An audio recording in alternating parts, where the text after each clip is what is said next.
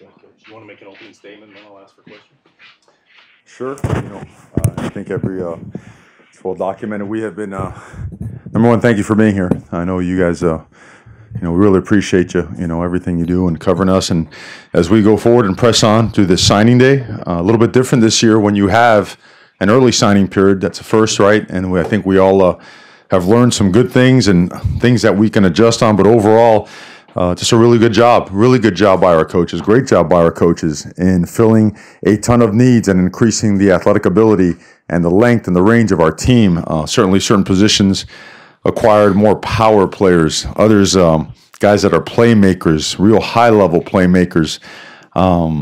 Overall, just, and again, hopefully, as we announce the ones that we can announce and we finish off some other ones, I think just overall, credit to the staff, credit to the support staff that spends an extraordinary amount of time helping us with the official visits, unofficial visits. These are not one-day processes. These are year and 2-year processes and relationships that certainly are formed and solidified throughout the entire contact period. But glad you're here, open to questions. I know that there's certainly a lot to cover. I know that you guys probably know already. Can I use these numbers to be safe right here? It sounds right. You sure? No, that would be 11 right there. All right. I'd be careful. His compliance here, he could be the one in trouble, right? Total number? Total number? Those are just numbers, right? It's close.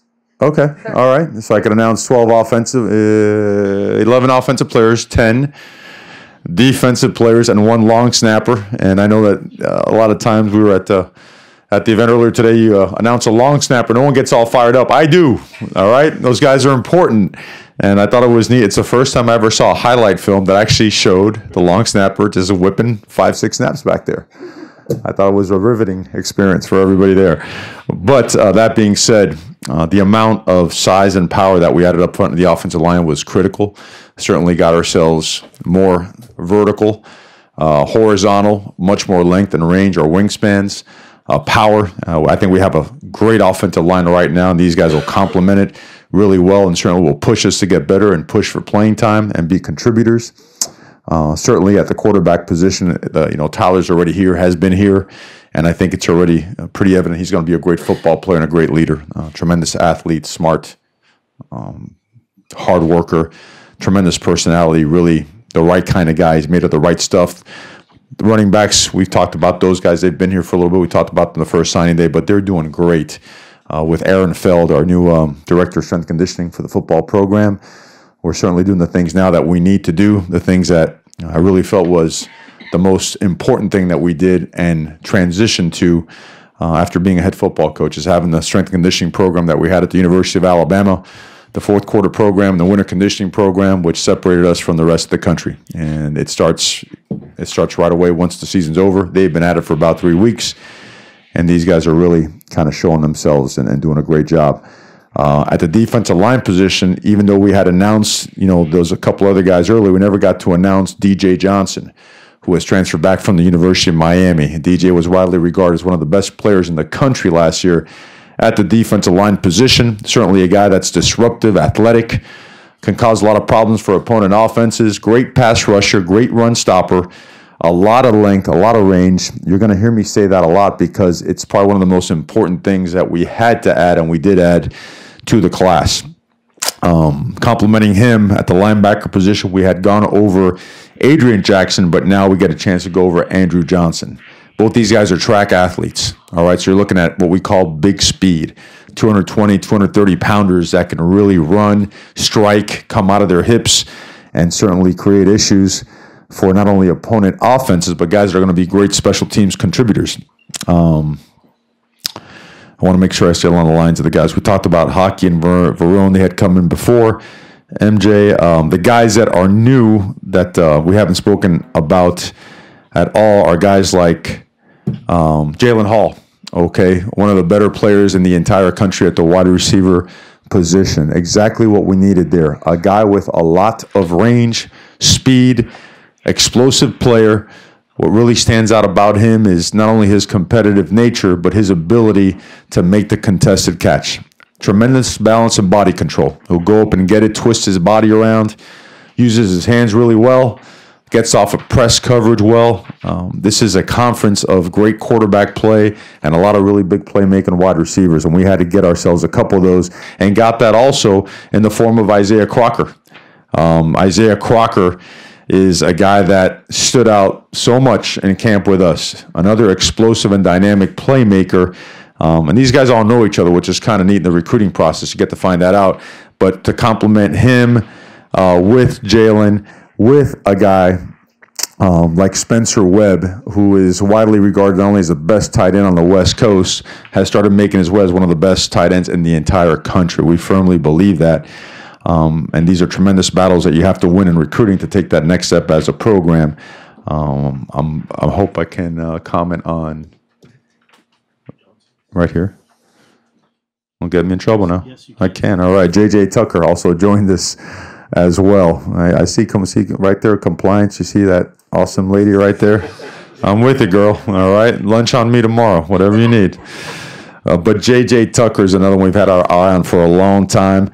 Had an injury last year, but came back, bounced back strong. Another guy that makes explosive plays. Probably fell a little bit short at the wide receiver position in terms of numbers. We wanted another 1 or 2.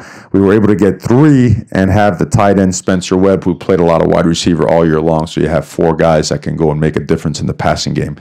And that was of utmost importance in trying to get all this stuff done. So I think that covers most of them. Because he hadn't signed before either, right? That's why you highlighted in yellow to help me out. Justin Johnson, the human eclipse, 6'7" plus. He's 6'7". He's got to be 6'7" when he kind of hunches over. He's got to be a little bit more than that. Justin is a mountain of a man, and he's got a mountain of a heart as well. This guy is all about the Oregon Ducks from Philadelphia, Pennsylvania. I had him in camp as a young guy when I was at another institution and thought that a guy with that size, that athleticism, that could bend, that can redirect, that could come out of his hips, just tremendous ability to change direction on the run, on the fly. And when you watch his highlight tape, if you get a chance, watch him at the second level when he's a puller. A really impressive guy.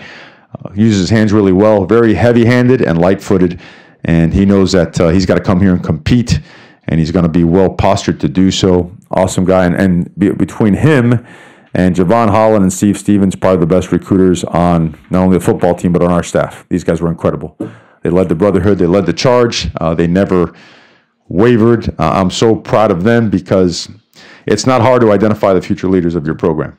Okay, and these guys certainly stood out. I think that covers just about everybody. If I haven't, please let me know, but certainly open for questions. Questions? Right up here. AJ, front row, middle.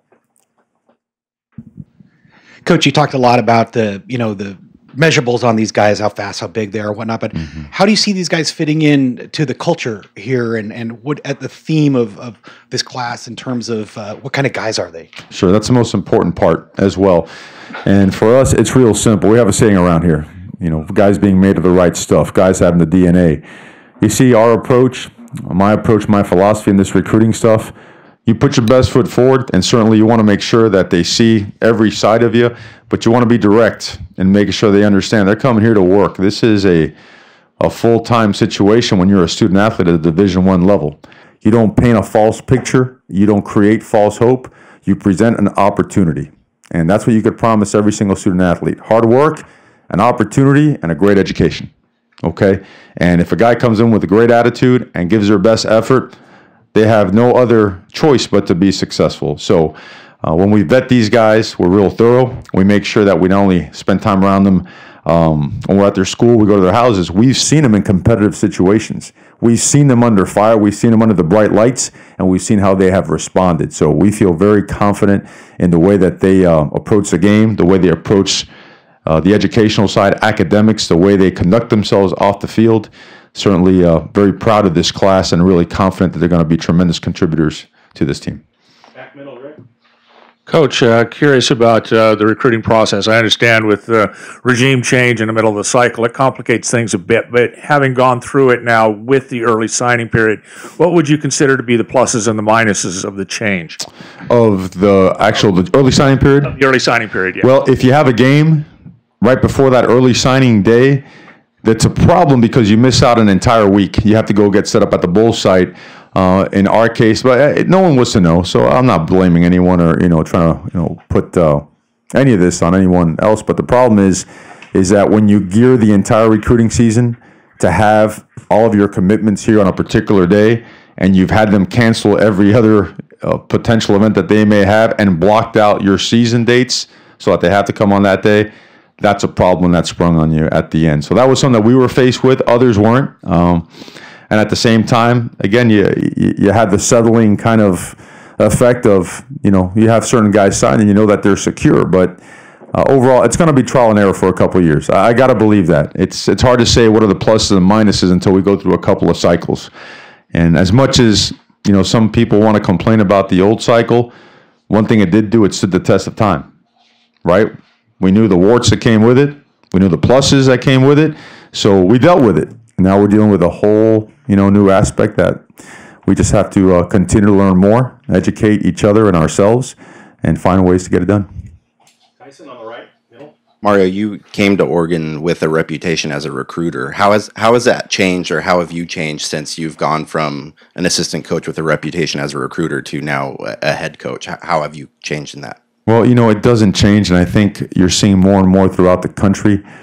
Well, we all know that recruiting is the lifeline of any program. It's a lifeline because remember the three parts that make it up, right?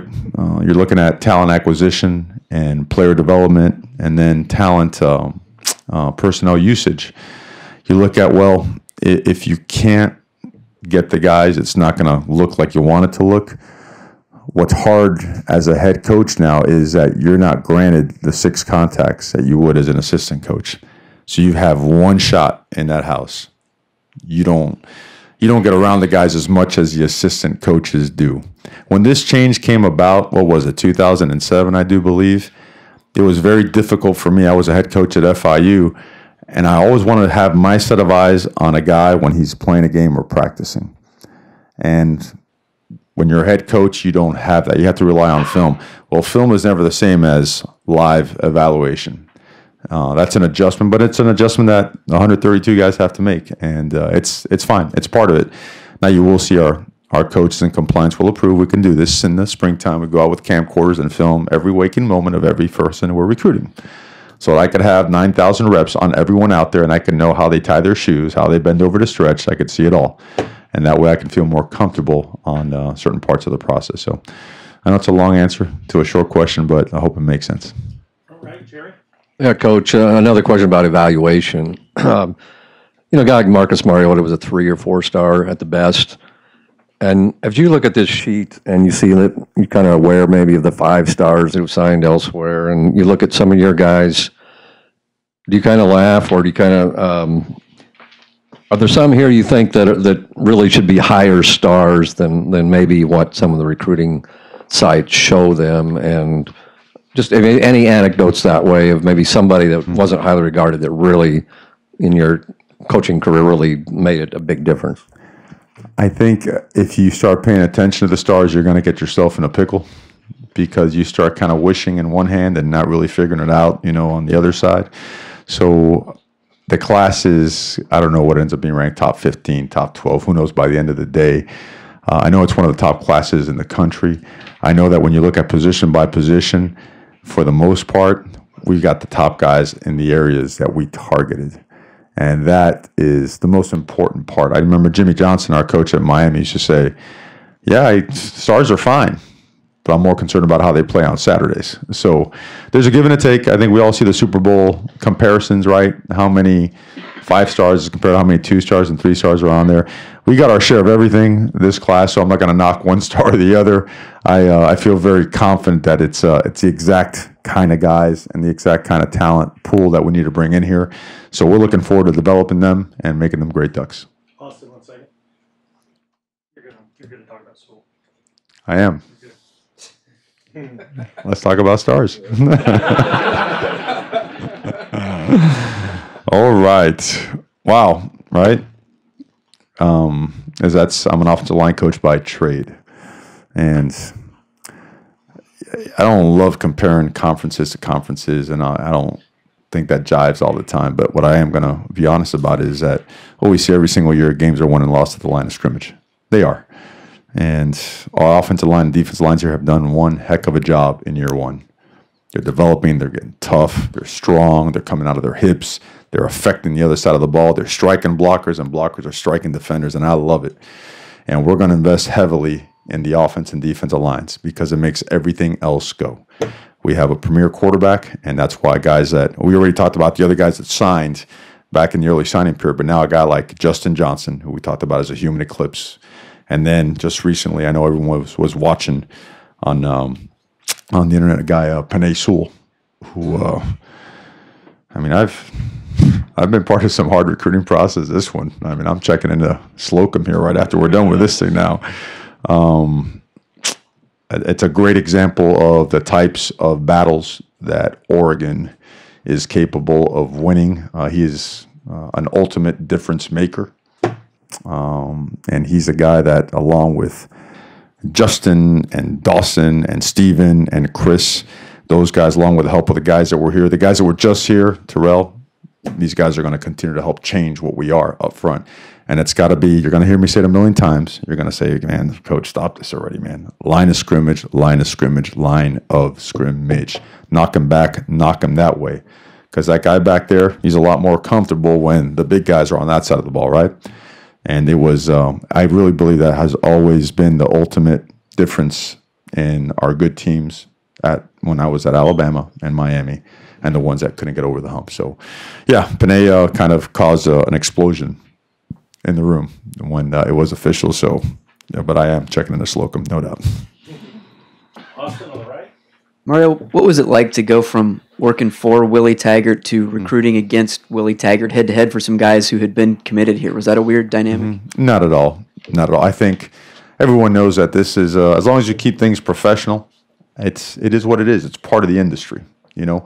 And when you look at the dynamics of where certain kids are located and where they're not, is you strategically, you know, set your plan and you go execute it. So I don't see it all. Willie Taggart was very good to me. I understand, you know, the process that go with it, and I understand that there's a dynamic there that is interesting, you know, especially from a media standpoint. But from a personal standpoint, there's none. He was always good to me and my family and whatnot, so I wish them the best. Front left, Matt. When DJ announced he was going to transfer to here, he also talked about being able to maybe play right away. Mm-hmm. Is that something that you feel like is not a realistic situation? Something that I cannot comment on. You can comment, but it's up to you what you want to say. You're allowed to comment. I mean, I don't think it's realistic. How do you answer that right there? Okay, so yeah, rather not comment on that. That's something that's handled. But I do think it's important to note if DJ was actually counted as part of this class. Okay, very few guys out there like him. Where does this class stand? You know, so this is a really, really big deal for us. I mean, a really, really big deal. Those guys are hard to find. Those guys are really, really hard to find. And you watch the crunch time of all these games, they're the ones that are forcing the fumbles, sacking the quarterback. Remember the Super Bowl on Sunday? You know, Tom Brady's got a chance to finish that thing off, and one good swim move and a good push in the pocket, and it's over.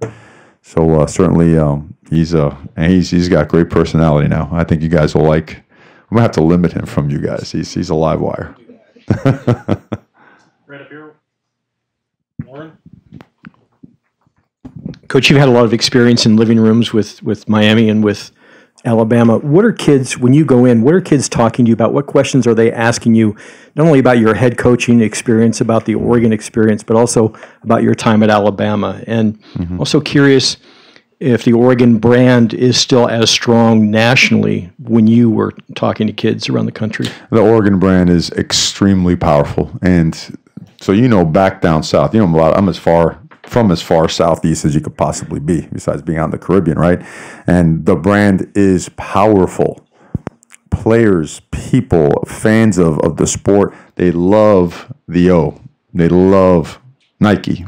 And it's extremely powerful. So when we went into a living room, they want to know, well, how does this mesh? How do you combine? You know, you've been part of this philosophy, and now all of a sudden you guys are at Oregon. I think it's a perfect combination. We want to be what Oregon has always been: explosive, fast, run by you, around you, through you, over you.